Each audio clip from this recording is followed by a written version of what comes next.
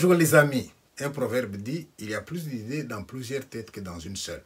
Et comme nous sommes seuls sur une plateforme, nous discutons, nous échangeons. Vous avez des gens qui parlent avec non-violence. Donc, nous devrions soigner notre langage.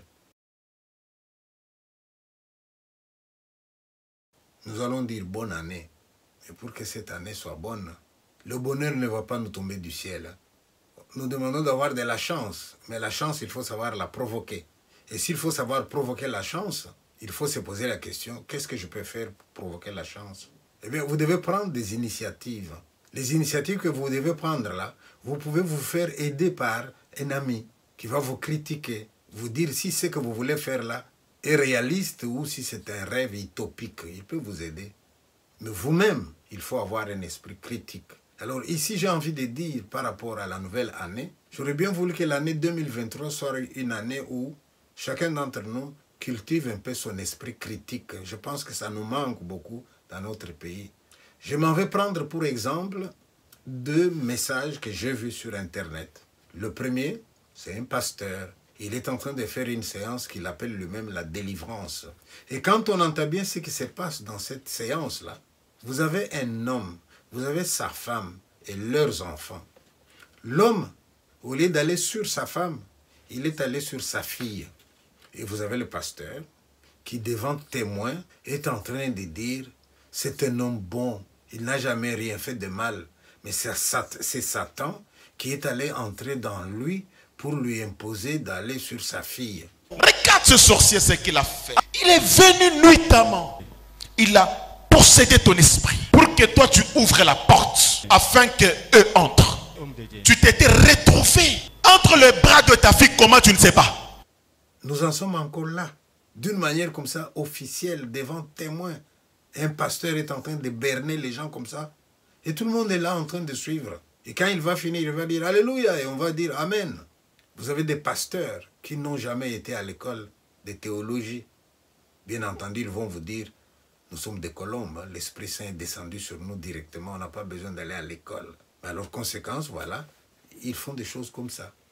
J'ai vu une vidéo où on nous montre quelqu'un qui serait un pasteur ou un prophète qui a beaucoup d'enfants, 25 femmes, 400 enfants, parce que l'Ancien Testament a dit. Je pourrais vous poser la question, monsieur, ces 400 enfants-là, ils mangent quoi? Vous les nourrissez comment? Avec la dîme que vous exigez aux ouailles. Et les ouailles sont assez naïfs pour donner 10% de leurs avoirs pour que ce monsieur-là nourrisse ses 400 enfants. Mais je pense que d'avoir mis la Bible dans les mains de tout le monde, chacun lit la Bible à sa façon. Chacun interprète comme il veut. Voici un autre exemple. Vous n'êtes pas catholique, mais pendant une séance, c'est le pape François que vous allez mettre en évidence pour les critiquer parce que le pape ne condamne pas l'homosexualité. Parce que le pape dit que sur le chapitre de l'homosexualité, Dieu se serait trompé. Et je pense que vous êtes tous à dire, comment est-ce que Dieu peut se tromper? Là-dessus, mes chers amis, laissez-moi vous dire une chose. La Bible, c'est un livre. Ce livre a été écrit à une certaine époque par les gens de cette époque-là, pour les gens de cette époque-là. Et la lecture de la Bible, comme la lecture de tous les livres qui existent, ça doit être une lecture plurielle. Nous lisons et nous interprétons. Pourquoi est-ce que Jésus lui-même, dans les jardins d'Olives, il a regardé son père et dit, mais pourquoi est-ce que tu ne pourrais pas éloigner cette coupe quand il a vu comment il allait mourir? Certes, à la fin, il a accepté que ta volonté soit faite, mais ça ne l'a pas empêché de se révolter quand même contre son père. Pourquoi? Parce que son père aurait pu, avec toute sa puissance, faire les choses autrement. Dans le doute, dans l'angoisse, on peut se poser la question.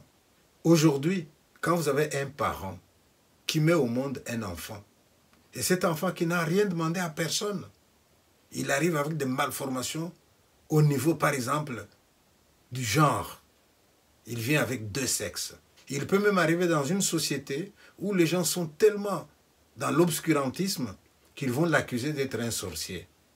Comment se fait-il que lui, un homme, il a des seins? Ça doit être un sorcier. Et il y a des sociétés où ces gens peuvent même subir les sorts les plus cruels. Comment voulez-vous qu'un parent, devant un enfant comme ça, ne puisse pas dire, mon Dieu, est-ce que tu ne pouvais pas bien faire les choses? Mais faites quand même attention. Lorsque le pape dit des choses, C'est pas prendre au premier degré. Il faut vous demander qu'est-ce qu'il y a là derrière, qu'est-ce qu'il veut insinuer, qu'est-ce qu'il veut dire. Et même les remercier d'être au moins celui qui ose aborder la question. J'aimerais bien voir comment ça se passe dans les autres religions. Hein. Il y a non seulement la condamnation, parfois même l'exécution de quelqu'un. Alors moi, je me méfie toujours de toutes ces religions où le pasteur, il va entrer et consacrer 30 ou 40 minutes à ce qu'on appelle témoignage. Alors l'un qui arrive, moi, j'étais d'abord dans telle religion. Je me suis rendu compte que c'est des mauvais. Les meilleurs, c'est vous qui êtes ici. Maintenant, je suis chez les meilleurs. Mais Dieu n'aime pas une prière de ce genre-là. Quand vous vous dites meilleur et que les autres sont des mauvais, vous jugez. Or, il est interdit de juger. Donc, j'en reviens de nouveau à l'esprit critique. Alors, vous voulez construire un Congo plus beau qu'avant, avec l'année qui vient, 2023, eh bien, ayez aussi un sens critique.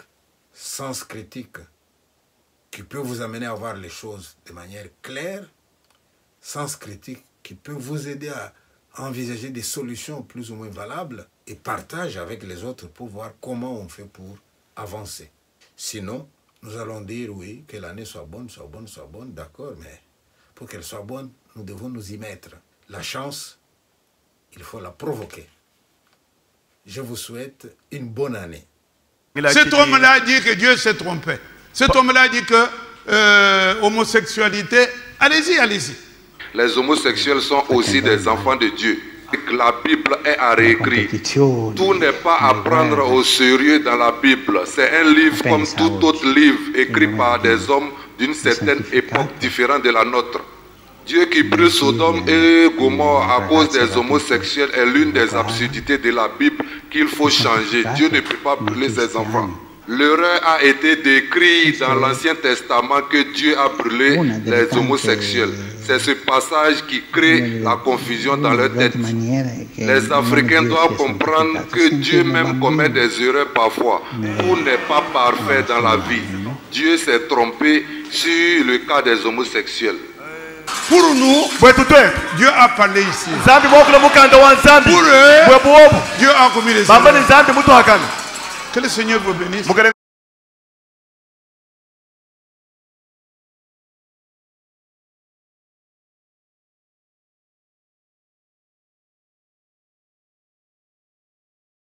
Thank you.